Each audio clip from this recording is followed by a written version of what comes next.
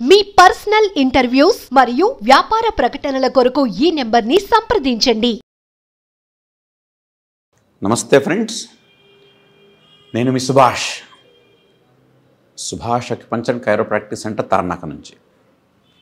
మిత్రులారా, నేను ఈ వైద్యంలో గత 16 సంవత్సరాల నుంచి ఉన్నాను. ఈ వైద్యంలో ట్రీట్మెంట్ ఇస్తాను మరియు ట్రైనింగ్ ఇస్తాను. అండ్ చాలామంది మన స్టూడెంట్స్ మన దగ్గర నేర్చుకున్న తర్వాత ఇండిపెండెంట్గా సెల్ఫ్గా వాళ్ళ సెంటర్స్ ద్వారా ప్రాక్టీస్ చేస్తూ ఉన్నారు. అండ్ హైదరాబాద్ కాకుండా వికారాబాద్లో మనకి ఇంకో క్లినిక్ ఉంది. అండ్ రాజమండ్రి, నరసాపురం, ఆంధ్రాలో మన 2 ట్రీట్మెంట్ క్యాంప్స్ ఎవ్రీ మంత్ జరుగుతూ ఉంటాయి. ఫ్రెండ్స్, మనం ఈరోజు మోకాళ్ళ నొప్పుల గురించి తెలుసుకుందాం. మోకాళ్ళ నొప్పులు ఎందుకు వస్తాయి, మనము ఏ రకమైన డైట్ తీసుకోవాలి, మన అక్యుపంక్చర్ ద్వారా మనం ఏ విధంగా తగ్గించుకోవచ్చు, ఈ విషయాల మీద క్లుప్తంగా తెలుసుకునే ప్రయత్నం చేద్దాం. సో ఏజ్తో నిమిత్తం లేకుండా ఈరోజు మనకు మోకాళ్ళ నొప్పులను వింటూ ఉన్నాము. సో మోకాలు నొప్పి వచ్చింది కాబట్టి మనం ఒక కన్క్లూషన్ రాకూడదు, అక్కడ జిగురు తగ్గిపోయిందని, లేకపోతే సైనోవియల్ ఫ్లూయిడ్ తగ్గిందని, లేకపోతే సైనోవియల్ మెంబ్రెయిన్ డ్యామేజ్ అయ్యిందని, ఇలాంటి కన్క్లూషన్కి రావాల్సిన పని లేదు. ఎందుకంటే మోకాళ్ళు నొప్పి తెలియడానికి అనేక కారణాలు, జిగురు తగ్గడము, సైనోవియల్ ఫ్లూయిడ్ తగ్గడము, అండ్ సైనోవియల్ మెంబ్రెయిన్ డ్యామేజ్ అవ్వడం, ఇవి కూడా కారణాలు. ఓకే.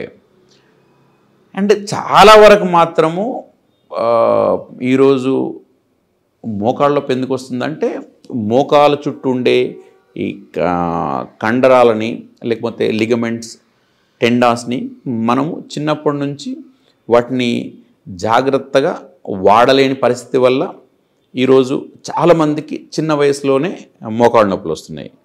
ఎందుకంటే ఈ కండరాల్లో ఫ్లెక్సిబిలిటీ మిస్ అవ్వడము, చిన్నప్పటి నుంచి వాటిని వాడకపోయి ఒకేసారి మనం వాడేసరికి దాని ద్వారా మనకు ఇబ్బందులు వచ్చే అవకాశాలు ఎక్కువ ఉన్నాయి. సో వయసు 50, 45 అట్లా ఈ ఏజ్లో వచ్చే వాళ్ళకి ఏంటంటే జనరల్గా ఇక్కడ ఈ మోకాళ్ళలో జిగురు తగ్గడం, గుజ్జు తగ్గడము, లేదంటే ఈ పైన ఎముక, కింద 2 ఎముకలు, ఇక్కడో ఎముక, ఈ నిర్మాణం ద్వారా మోకాలు ఉంటుంది. సో ఈ మోకాల్లో సైనోవియల్ మెంబ్రెయిన్ డ్యామేజ్ అవ్వడము, లేకపోతే సైనోవియల్ ఫ్లూయిడ్ సరిగ్గా ఉత్పత్తి అవ్వకపోవడము, వీటి వల్ల వయసు పైబడిన వాళ్లకు ఈ కారణాల చేత మోకాళ్ళ నొప్పులు వస్తాయి. సో మోకాళ్ళ నొప్పి వచ్చినప్పుడు మనం కొన్ని విషయాల్లో జాగ్రత్తగా ఉండాలి. ఒకవేళ వెయిట్ ఎక్కువ ఉన్న వాళ్ళైతే వెయిట్ తగ్గాలి, లేదు వాళ్ళు ఆహారంలో సరిగ్గా సమతుల్యమైన ఆహారం తీసుకోవట్లేదంటే సమతుల్యమైన ఆహారం తీసుకోవాలి. ఎవరికైతే మోకాళ్ళ నొప్పి ఉంటుందో వాళ్ళు వీలైనంత వరకు సాల్ట్ ఇంటేక్ తగ్గించాలి. దీంతో పాటు ఏం చేయాలి, ఎవ్రీడే సన్లైట్లో కూర్చోవాలి. Sun gazing therapy everyday, maximum skin పైన సన్లైట్ పడేలాగా చూసుకోవాలి. అండ్ కాల్షియం రిచ్ ఫుడ్స్ తీసుకోవాలి, స్పెషల్గా నువ్వులు. అండ్ నా అనుభవంలో చైనా స్టడీ ఆధారంగా నేను విన్న దాని ప్రకారంగా మీకు నా అనుభవాలు షేర్ చేస్తున్నాను. మిల్క్ వీలైనంత వరకు తీసుకోకపోవడం మంచిది. బట్ చాలామందికి బయట ఒక నానుడు ఏముందంటే, మనం మిల్క్ ఎంత ఎక్కువ తీసుకుంటే అంత మంచిది, కాల్షియం వస్తుంది అనేది బయట ఉన్న నానుడి. బట్ దానికి కొంచెం భిన్నంగా చెప్తున్నాను. అంటే నాకు దీన్ని కాంట్రవర్సీ చేయాలని నా ఇంట్రెస్ట్ కాదు. నేనైతే అనుభవిస్తున్నానో, నేను పేషెంట్స్ మీద ప్రయోగం చేస్తున్నానో, మన స్టూడెంట్స్ ద్వారా నేనైతే ఫీడ్బ్యాక్ తీసుకుంటున్నానో, సో ఆ ఫీడ్బ్యాక్ మీతో షేర్ చేస్తూ ఉన్నాను. సో వీలైనంత వరకు డైరీ ప్రొడక్ట్స్ తగ్గించండి. ఒకటి సన్లైట్ ఎక్స్పోజ్ అవ్వండి, నువ్వులు తీసుకోండి, దాంతోపాటు డైరీ ప్రొడక్ట్స్ అవాయిడ్ చేయండి. అండ్ అవకాశం ఉంటే ఎవరికైతే కిడ్నీ స్టోన్స్ హిస్టరీ లేదో వాళ్ళు ఒక గ్లాస్ మజ్జిగలో ఒక గోధుమ గింజంత సున్నం తీసుకోవచ్చు. ఈ సున్నం ఏం చేస్తుందంటే కాల్షియం లెవెల్స్ని పెంచుతుంది. దాని తర్వాత సున్నము జనరల్గా బాడీలో పెయిన్స్ తగ్గించే గుణం ఉంటుంది కాబట్టి ఇది మంచిది. అండ్ దీంతో పాటు వీలైనంత వరకు సమతుల్యమైన ఆహారం తీసుకునే ప్రయత్నం చేయండి. అండ్ మీకు ఉన్న ప్రాబ్లం ఉన్న పరిస్థితి ప్రకారంగా ఎక్సర్సైజ్ చేయండి. దీంతో పాటు మన వైద్యాన్ని మీరు స్ట్రాంగ్గా మన వైద్యం యొక్క సపోర్ట్ తీసుకోవచ్చు. ఒకవేళ మీకు ఎడమ మోకాల్లో నొప్పి ఉందనుకోండి, మీరు ఎడమ చేయి వాడాలి. ఒకవేళ కుడి మోకాలు నొప్పి ఉందనుకోండి, కుడి చేయి వాడాలి. ఒకవేళ 2 మోకాళ్ళ నొప్పులు అనుకోండి, 2 చేతులు వాడాలి. పాయింట్స్ ఎక్కడ ఏంటని నేను చూపిస్తాను. ఆడవాళ్ళకైనా మగవాళ్ళకైనా సేమ్. సో పాయింట్ ఎక్కడ ఉంటుంది?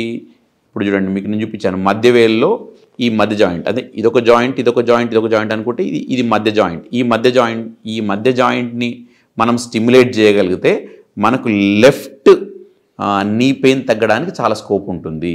అట్లాగా మనం రైట్ సైడ్ కనుక నీ పెయిన్ ఉంటే రైట్ హ్యాండ్లో సెంటర్ ఫింగర్, అట్లాగా సెంటర్ ఫింగర్లో మిడిల్ జాయింట్, ఈ జాయింట్ని మనం స్టిమ్యులేట్ చేయాలి. ఓకే, మనం ఏ రకంగా స్టిమ్యులేట్ చేసుకోవచ్చు? ఒకటి ఇలా జాగ్రత్తగా మనసు పెట్టి ఇలా నొక్కోవచ్చు. ఎంతసేపు నొక్కాలి? 1 నిమిషం నుంచి 3 నిమిషాలు. ఎన్నిసార్లు చేయాలి? రోజుకు 3 సార్లు చేయొచ్చు. ఇలా నెమ్మదిగా చేయాలి, గాబర్ కంగారు చేయకూడదు.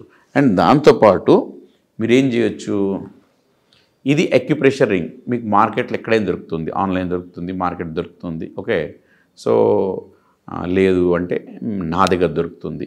అక్యుప్రెషర్ రింగ్ ఇది. ఈ రింగ్తో మీరు ఏం చేయాలి, ఇక్కడే మనకి ఏదైతే నేను మార్క్ చేసినో, ఎందుకంటే పాయింట్ ఐడెంటిఫికేషన్ గురించి మాత్రం మార్క్ చేశాను. సో ఏం చేయాలి, స్లోగా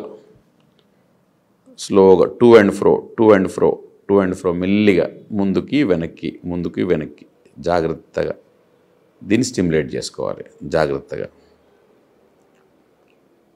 అండ్ మన వీడియోస్ ద్వారా 1000 మంది బెనిఫిట్ అయిన వాళ్ళు ఉన్నారు, 1000 మంది బెనిఫిట్ అయిన వాళ్ళు. కాబట్టి మీరు కూడా జాగ్రత్త చేసుకోండి, మీకు కూడా బెనిఫిట్ చేకూరుతుంది ఇట్లాగా స్లోగా. సో ఎన్నిసార్లు చేసుకోవాలి మీరు? రోజుకి 3 సార్లు. కొన్ని ఎక్కువ సార్లు చేసుకున్నా ఇబ్బంది ఏం లేదు. కానీ బెస్ట్ టైం ఏంటంటే బిఫోర్ ఫుడ్, లేదంటే ఒక 1.5 అవర్ ఆఫ్టర్ ఫుడ్ అలా చేసుకోండి. అండ్ దీంతో పాటు మీరు నైట్ ఏం చేసుకోవచ్చు అంటే, ఇది డే టైంలో. నైట్ టైంలో మీరు ఏం చేసుకోవచ్చు చూడండి, ఇది పేపర్ సర్జికల్ టేప్కి నేను మెంతి గింజలు అతికిచ్చాను చూడండి కంప్లీట్గా. ఇది పేపర్ సర్జికల్ టేప్, ఇది 1 ఇంచ్ పేపర్ సర్జికల్ టేప్. ఇది చూడండి, దీన్ని మెంతి గింజలు అతికిచ్చాను. ఇప్పుడు నేను చేస్తున్నాను, కంప్లీట్ ఈ ఏరియాని కవర్ చేస్తున్నాను. మన టార్గెట్ ఏంటి, ఈ ఏరియాని కంప్లీట్ కవర్ చేయాలి. సో ఎడమ మోకాలకు సంబంధించిన అక్యుప్రెషర్ పాయింట్స్ ఇక్కడ ఉంటాయి. కాబట్టి మనం ఏం చేస్తున్నాము, కంప్లీట్ ఏరియాని కవర్ చేస్తున్నాం. చూడండి మిత్రులారా, ఎట్లా మనం కవర్ చేసాం, కంప్లీట్ ఏరియాని కవర్ చేసాం. ఇట్లాగా కంప్లీట్ ఏరియాని కవర్ చేసాం. సో కవర్ చేసిన తర్వాత మనం ఏం చేయాలి, ఇది ఎప్పుడు పెట్టుకోవాలి, నైట్లో పడుకునే ముందు పెట్టుకోవాలి. సో దాంతో పొద్దున్న తీసేయాలి. పెట్టుకున్నాక జస్ట్ ఒక 1 మినిట్ జాగ్రత్తగా ప్రెస్ చేయండి. మొత్తం ఇదంతా జాగ్రత్తగా ప్రెస్ చేశాక నెక్స్ట్ డే మార్నింగ్ మీరు ఎప్పుడైతే నిద్ర నుంచి లేస్తారో ఈ టేపు ఈ గింజలు పడేసేసేయండి. మళ్ళీ తర్వాత రోజు అంటే ఆ నైట్ ఆ ఈవినింగ్ మీరు మళ్ళీ పడుకునే ముందర ఫ్రెష్ టేపు, ఫ్రెష్ సీడ్స్, దీన్ని మీరు టైట్గా పెట్టాల్సిన పని ఏం లేదు.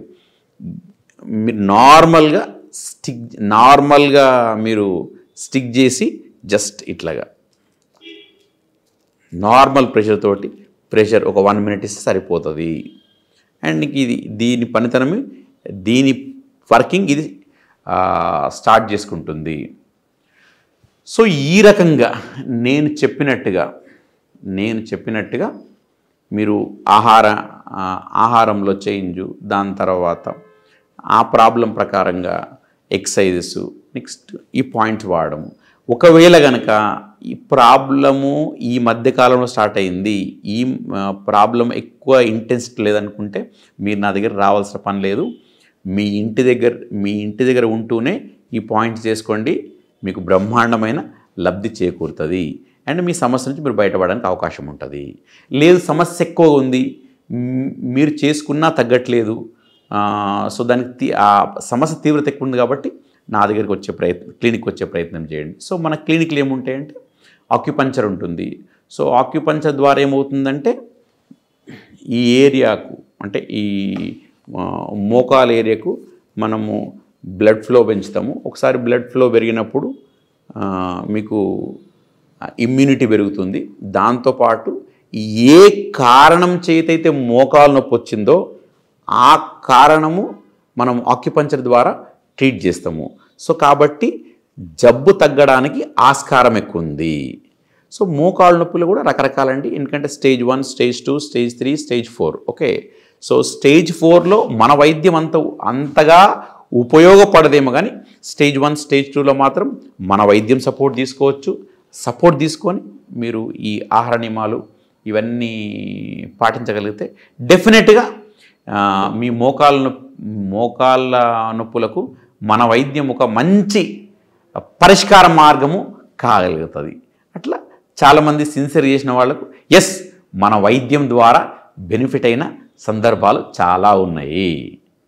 మిత్రులారా, ఇంకో మంచి వీడియోతోటి మళ్ళీ కలిసే ప్రయత్నం చేస్తాను. అందాక సెలవు మరి.